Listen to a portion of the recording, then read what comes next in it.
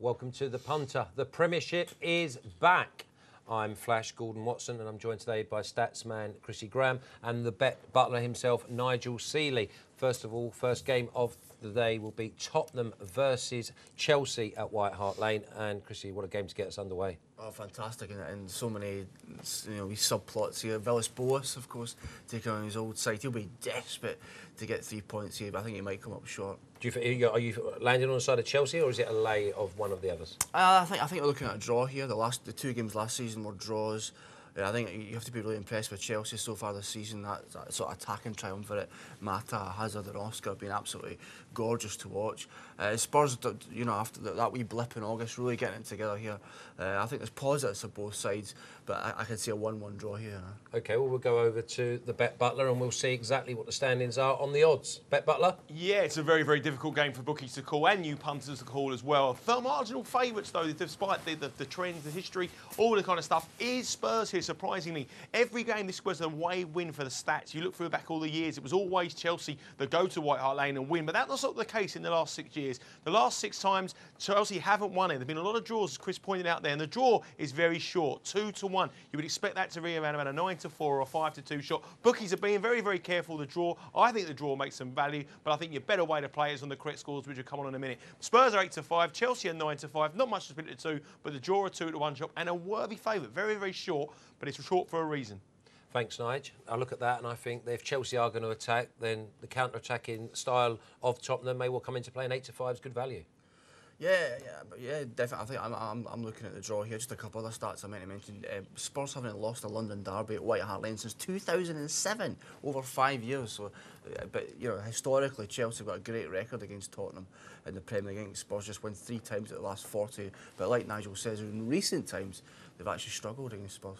OK, Nigel, we're looking at the unders, maybe under 2.5 goals. What have you got for us? Well, I like the overs. I really do. I think if you look at the stats, I think Tottenham scored 11 goals in 6 matches, last 6 matches. Chelsea have scored 19. So these two goals in 30 goals in the last 6 games. So that's crying out goals for you. Over 2.5 here, 3-4. I think that looks a little bit of value. Under 2.5, 21-20. I'm usually a big unders man, but I think both teams will score here. And I know you punters out there like the first team to score market. And I think this looks a good one. I think 5 of the last 6 games these two sides have met at White Hart Lane. Both teams have scored in 5 of them. So goals look on the cards for me. 3-4 over 2.5 goals. I might even be tempted to go over 3.5 here, but not really at the price 21-10. Doesn't really make much value for me. But I'm going to stick to a few goals over 2.5 at 3-4. OK, well, that if you want to draw 2-2, 4 goals, go over the 3.5. But if you think like Chrissy Graham that it's going to be 1-1, then you have to go under. First goal scorer market, we're obviously going to be looking at Defoe, the likes of Torres, but Chelsea have a lot of goals from midfield, as do Tottenham. I've got an angle here, Flash, and it's Chelsea midfield, like you mentioned here. Juan Mata. Juan, was he known the Spain side? I know, he's unbelievable. That's absolutely unbelievable, inexplicable. A man of that talent's known the Spanish national team. I appreciate it. It's a wonderful side, but probably one of my favourite players in the Premier League at the moment, and he'll be fresh, unlike a lot of players coming for big the international break. His record at the moment is astonishing. 4 goals, 5 assists in his last 5 games, so he's absolutely buzzing just now. Well, and you can back him at 12-1. Well, you're a good judge because he is definitely Chelsea's puppeteer, and without him, they are definitely short in something. Nigel, what have you got for us on the first goal scorer market, please? So the prices are very big here. I mean, usually you get around about 9-2, 4-1 favourite. It shows you how competitive this market is. All that talent on the display here. Defoe to favourite 13-2. Didn't look at his best against Poland in England game.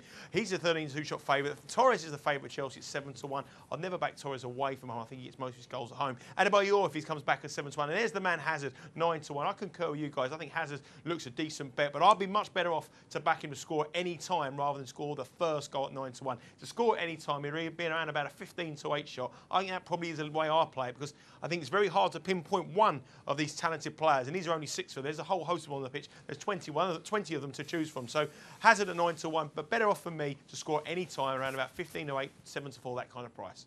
Cheers, Nige. I quite like the Gareth Bale at 9-1. He seems to be getting into his old form of picking the ball up and terrorising defences, takes free kicks, loves to counter-attack in play. 9-1 could be value. Yeah, he's fighting to watch. Obviously broke my heart last Friday. I was with you during the game, and yeah, he's just absolutely brimful of confidence at the moment, and yeah, he's every chance of scoring here. Okay, Tottenham, Chelsea, a very, very tight game. Now, this is a really interesting game we're going to go on to now at the Hawthorns. West Bromwich Albion versus Manchester City, and we're looking at West Brom, who have hardly let a goal in at home in the league this year, against a Man City side that may well be just getting onto a bit of form. Fascinating match and fascinating set of odds to go alongside it. I mean, I'm still trying to figure out how I see this game, but you know, I think credit has to go to Steve Clarke. I mean, absolutely phenomenal. West Brom at the moment, and yeah, actually looking at the stats, they've got a good record against Man City. Just one home defeat and 5 against the Manchester side. It's their best start since 1919. Yeah, they're brimful of confidence, West Brom at the moment. But you see Man City at that price, and I just think, God, it's just luring me in like a fishing rod. Just 3 to 4, you know, it's a tempting price. I'd have to back it, I'm afraid, even though the stats say don't. Okay, Nigel, we're with Man City here at 3 to 4. Is it around that price? It is around that price. I think it's a very tempting run. I think a lot of people are very put off about putting odds on aways in the Premier League, in their coupons, in their trebles, in their fourth-holes. But today, I think Man City make exceptions for them today. I know West Brom are having a good run. They're great at home. They're unbeaten at home. They've got some good time. They've beaten Everton. But the way City looked in the last couple of games, I thought they looked very, very, very good against Sunderland. They won 2-0 or 3-0, sorry, and they should have won by more. They should have won 5 or 6. It was an absolute fantastic performance. Everything was coming together. City at 3 to 4. I think that's built on the fact that West Brom's home form is so strong at 4 to 1 here. The draw 11 to 4. But again, I agree with you guys. I think Man City at 3 to 4 is a price that you have to be backing, and I can see that starting off a lot shorter at 3 o'clock on Saturday afternoon. Yeah, it's Man City all the way for us. It gets 3 ticks in the box, so you're not going to change your mind. You're happy with Man City. Just a quick word. Another reason not to back Man City, even though I will be backing Man City. Sergio Aguero and Carlos Tevez are playing in La Paz in Bolivia for Argentina. High altitude up there. That's really got to take a lot out of them. Obviously, the flight back to England as well. So it's another negative. But hey, I'm still backing them, man. OK, well, we've got Man City. Now let me throw a complete conundrum in. We're off to Anfield. It's Liverpool versus Reading. Everything tells you home win. And yet, Barini, their main goal scorer or main goal threat, supposedly prior to the season started, is out for months. So where are the goals going to come from Liverpool? You tell me. I think it's a shambles, and this for me is the most fascinating game in the coupon from an odds point of view. I saw the price on Liverpool. I think best price 4 to 11, and I gasped. I can't believe it. They're consistently the wrong price every single week. How can I back a team that have only won twice at Anfield in 2012 in the league? How can I back a team that failed against promoted sides last year at Anfield, Norwich and Swansea? I can't back them. I'm going with a draw here. I think Reading can get something for this game. I've seen nothing in Liverpool so far this season to make me back them at 1 to 2. Never mind 4 to 11. No way, Flash. Draw on this side of the camp, Nigel. What price is that going to be? Well, a draw's going to be a decent price. I think if you're going to fancy Reading and do something, I think you've got much better options to do it. My way would be doing it is be backing them with a 1.5 goal start, so Liverpool don't win by 2 goals. That's around about 5 to 6. That's a tremendous bet for me. I think with Reading away from home, they score goals. He scored into Chelsea, they scored 2. But in the middle of the game here, 9 to 1 Reading. They're going to keep going, keep going to be strong. They're going to make it tough. Chris has said about all the times they were odds on. What about last time out? They were 3 on and beat Stoke, drew 0-0. 4 to 1 the draw here. I personally think Liverpool way edgy. I think it'll be a nervy Anfield. I agree with Chris. You could not be backing the 1 to 3. But I think the best way to play it will be to get with Reading plus a 1.5 start. So, i.e., if Liverpool don't win by more than 2 goals, you're a winner. So if they win 1-0, I think it could be a nervy afternoon. And I think Liverpool will trade a lot bigger in running. Could hit the magical even money mark the bookies like. But I think they may just nick it 1-0 or by the odd goal. And I think the best way to play it is get with Reading on the handicap. Reading plus 1.5 does look right, brings in the draw as well. We're going to go off to the Liberty Stadium now, and we've got Swansea versus Wigan. You toss a coin here, and you'll come up short every single time. I look at this game, Swansea versus... I'm a Wigan fan, and yet they keep disappointing. They score goals, they get in front, and they let other teams come back in. It's true, but I mean, the last game 2 weeks ago was a fine draw against Everton, which we predicted on Saturday live on the show. But yeah, I'm with Wigan here, or at least a draw. I'm against Swansea completely, like I have been all season. People come up to me after the first 3 games. You think Swansea will qualify for the Europa League? Shut up. You know, keep this sensible. I think they're on the way down. I think, and what we've been hearing in the press the last few days as well, but Michael Laudrup and called in by the chairman about his managerial techniques and stuff like that. There's a black cloud over the Welsh club at the moment for me. So I have to be with plucky Wigan. I think we have to go on for 65. And I think the game may well suit them. Wigan, the Butler. What have you got? Wigan are a big price here. When I looked at the coupons, I couldn't believe the price you were seeing, around about 3 to 1. I think personally the game could be a draw. I think if you look at the matchups between the two sides, it reminds me very similar to when Wigan went to Southampton, that kind of thing, and they got a result. 14-5 Wigan, 12-5 the draw. Last season the two met was a 0-0 draw. Swansea on a downward curve. You know what to expect from Wigan, and I agree with you boys. I think 14-5 is a little bit too big, but the best way to do it is lay Swansea on the betting exchanges. Yep, couldn't agree more. I think Wigan, great value at around 5 to 2, 14 to 5. Last one we'll look at is Manchester United Stoke, home win, finished. Stoke don't travel. Easy peasy lemon squeezy. This is just absolutely simple. Man United eat Stoke for breakfast and then spit them back out again. Remotely. The stats here are unbelievable. 25 points in the last 27 against Stoke. At Old Trafford played 12, won 11, drawn 1, lost nil. And Van Persie loves coming up against them as well. 6 goals in his last 5 games against Stoke. I'm expecting a big performance here from Man United against a Stoke side with an appalling away record generally. Butler, Man United to digest Stoke. What price? They're going to be the shortest price on the coupons this weekend. They scored. They never ever concede. Stoke never score against Manchester United. Always a clean sheet. 1 to 3 Manchester United. Crazy when you think this is the same kind of price that Liverpool are to beat Reading. I think this is a much easier task for Manchester United than that. 1 to 3 Manchester United. 11 to 1 Stoke. 19 to 4 the draw. The best way to back it is Man United to win to 0 at around about sort of 8 to 11. That's my bet of the weekend. Cheers, Butler. Just give us that stat again on how many times Van Persie scored. 6 goals in his last 5 against Stoke, obviously for Arsenal at the time. So, and Stoke, let's remember, haven't won away since January the 2nd. Yeah. Good luck, Stoke. Good luck, Robin Van Persie. Join us. We'll see you in 2.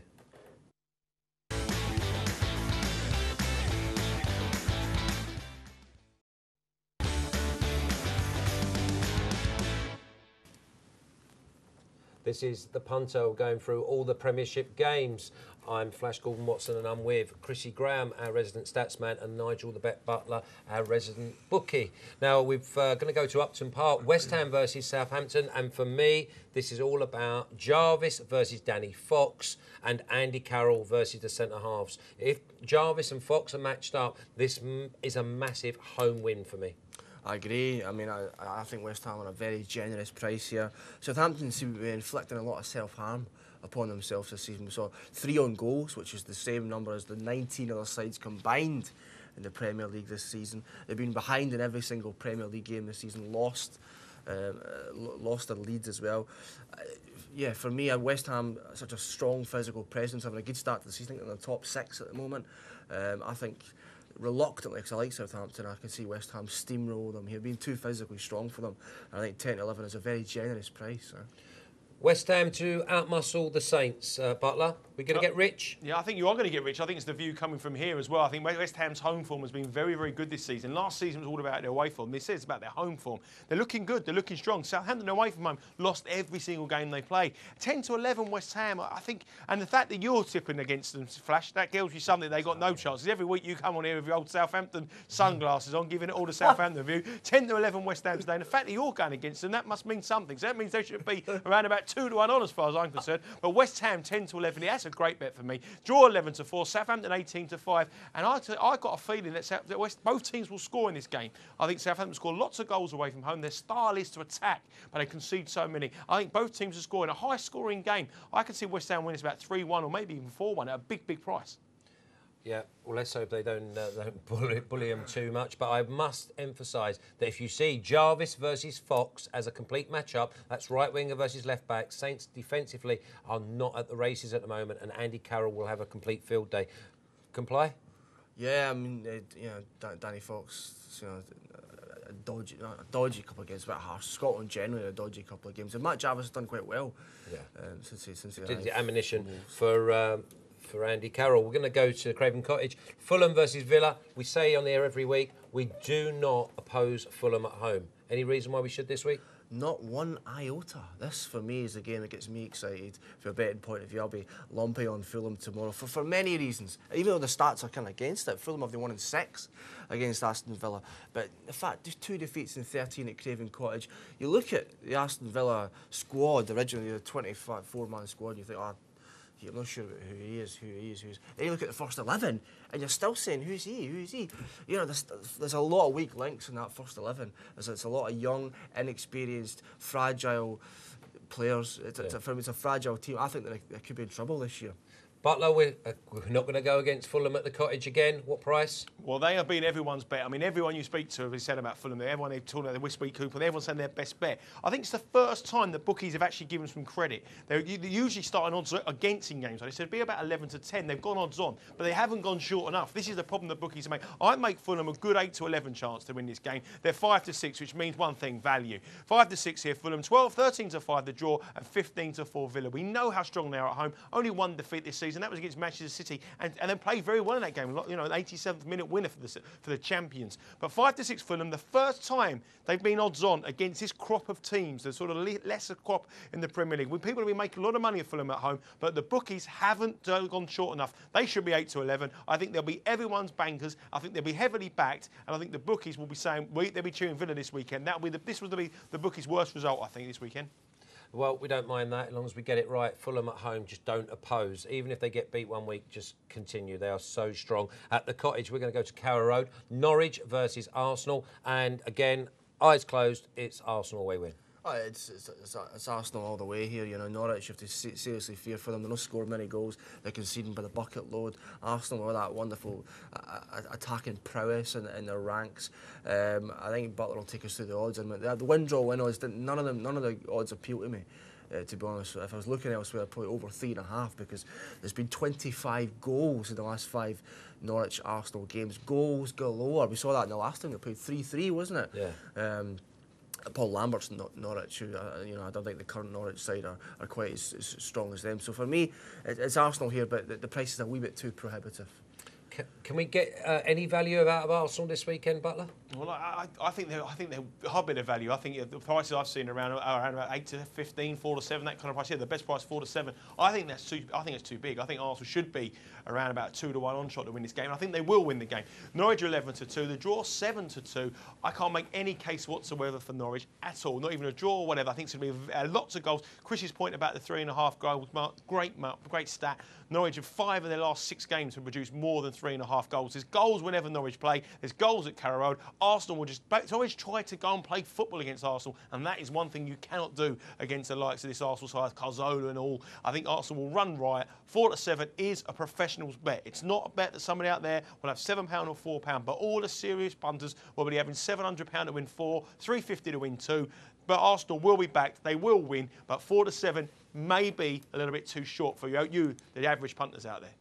Well, if you fancy Arsenal and they're 4 to 7 and you think they're going to win by a few, then maybe there's a bit more value in trying to find the first goal scorer. Yeah, absolutely. And again, I'm going for a wee bit of a value poke here. Another Spaniard, Santi Cazorla. I mean, he's been, so many superlatives heaped on him since he came to England, and quite rightly as well. I saw a stat earlier this week. Since August 2011, so what he was playing at Malaga for a season there, he has scored the most goals outside the box than any other player in the top 5 European leagues. He is incredible. So I'm looking at Cazorla. He scored twice already this season, including the last game against West Ham. I think he's about 8 to 1. I think Nigel might tell us. I think that's a shout here, Cazorla. Nigel, Cazorla, Giroud, which one is going to give us the best price? Well, I think Carzola will give you the best price and probably the best value. Giroud's the favourite here at 5 to 1, joint with Podolski. Giroud, obviously on the back of that 90th minute equaliser against the world champions. Javinho 13 to 2. He's been a revelation this season, scoring goals. I think he makes some appeal. And here's a Norwich match you fancy, optimistic. Grant Holt 20 to 1, Morrison 12, Simeon Jackson 14 to 1. I personally think Vermaelen at a decent price, around about 25 to 1. That kind of price. I think it's all about Arsenal, and I think you might be looking some value outside these top 3, and that would bring in the centre half of me. Vermaelen takes free kicks, dangerous at set pieces, and Norwich are going to be conceding a few, and Vermaelen may be going up there to get one. So 25 to 1, that kind of price, Vermaelen could be my little first goal scored dabble this game. Cazorla at 8, Vermaelen around the 25s. You've got to be looking Arsenal. OK, going on. The big North East derby, Sunderland versus Newcastle this weekend. And this is a game where I just think that Newcastle are great value. Yeah, I think what I find in looking at previous results in this fixture, the form book gets chucked out the window, thrown out the window. It's hard to call this game, it really is, and I've looked at it. I mean, it's two teams alike I like getting inside it. I think Newcastle, I've tipped them for a top 6 finish this year. Been a wee bit disappointed in them so far this season, but I still think they can finish in that mark. And I'm a big Sunderland man, I'm a big Martin O'Neill man. Top 10 finish for them, for me. I'm looking at a draw here, Flash. I think it probably offers the value here. I think it could be a tenacious affair, like these usual northeast derbies. And you know, I forget about form. I think probably a draw is probably the fairest result. Nige, we're at loggerheads here. We've got a draw one side, Newcastle the other. Prices, please. Well, I'm going towards the draw and Sunderland, that side. I don't fancy Newcastle at all. I'll be looking to lay Newcastle this game. I think the draw is definitely the call. Chris is absolutely right. 3 of the last 5 games here at the Sunderland have been draws. The draw, again, is 2-1. Bookies, when you see 2-1 prices on draws, that means bookies don't really want people. They're saying it's going to be a draw. It's very rare that the draw is 2-1 choice. Usually about 11-5, 9-4. 2-1 here, 2-1 Newcastle, 13-8 Sunderland. It's all about the draw, and it's all about a 1-1, 0-0, low-scoring draw. Only 3 goals scored in 2 games at the Stadium of Light. A very tough place to go. The draw, 2-1, definitely the stats play. OK, well, we're looking at a draw, 0-0, 1-1. Would you be happy to go under 2.5 as well? I would. I think 1-1 here. I thought we saw some extraordinary scorelines in the past. It was 5-0 to Newcastle, wasn't it? A couple of seasons ago. But I think 1-1 would be my shout. So under 2.5, yeah. Under 2.5 or over 2.5? What's the best price? Well, I've gone a bit mad, so I was tipping up a lot of over 2.5 goals. Gone back to the old nice, the old Bet Butler. Got to be under. Under 2.5, 11-10. That's wrong. It should be the other way around. Under 2.5, where it should be 4-5. Look at the stats here. Sunderland have only played two games, scored 2, let in 1 at home. Very tight, very defensive-minded. Martin O'Neill's a very defensive coach in this league. 4 of the last 5 games have been under 2.5 goals in this fixture. The only other one was 2-1. There was like an 88th minute winner in it. It's a tight game. It's a derby. Derby's always tight. Under 2.5 goals, definitely the bet at 11-10. Under 1.5 goals, be a little bit tempting for you at 12-5.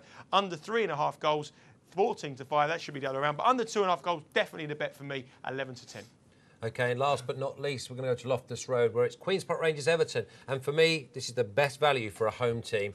And again, I'm going to end up in the poorhouse. Keep following QPR. You must already be housed in that particular poorhouse following QPR this season. And I'm the same. I keep thinking this is the week to turn it, this is the week to turn it round. And I'm starting to back off now. I think Everton are too short. And, you know, bookmakers are really got a lot of respect for them because they've been really short every week. So I think for me, it's a draw here. Everton just 1 loss and 9 away, but QPR just didn't even have faith anymore to back them. Faith's wiltering over this side, Butler. Come on, get us on it. Well, I mean, if you look at it, if you look at the value point of QPR, it's certainly the bet. I mean, 11-5, bigger than 2-1 about a home side. I flipped back to a year ago as a QPR fan. I remember QPR going to Everton. Everyone expected them. They got beat on the back of, they got hammered at home to Bolton. Went to Everton, put in a brilliant result and sort of turned their fortunes around short term. Could it happen again here? 11-5 is certainly too big. The draw is 11-5, but then again, could you back them? Only scored 1 goal and conceded 7 at Loftus Road, and that's in the league, not including the disaster in the Capital One Cup against Reading. 13-10 Everton. They're the form horse. They're the team. I think it's going to be a cagey game. I don't think there's going to be many goals. I think the draw has to be a call again here at 11-5. I can see me coming from Flash on QPR at 11-5, but realistically, I think you've got to be a very brave man to put your fiver down to win 11 quid. I just think QPR look tempting. I don't think you could be backing them. OK, Everton lay for me, then I'll take Queen's Park Rangers in the draw, but I'll be edging towards Queen's Park Rangers. Best bet of the weekend for you on the Premiership games, Chris? Sorry to be so dull, Flash. It's got to be Fulham. Too strong Fulham against a very weak Aston Villa side. OK, well, we're going to go Fulham in the house. Thanks to Chrissy Graham. Thank you for the Bet Butler. I've been Flash Gordon Watson, and look forward to seeing you again soon. Take care.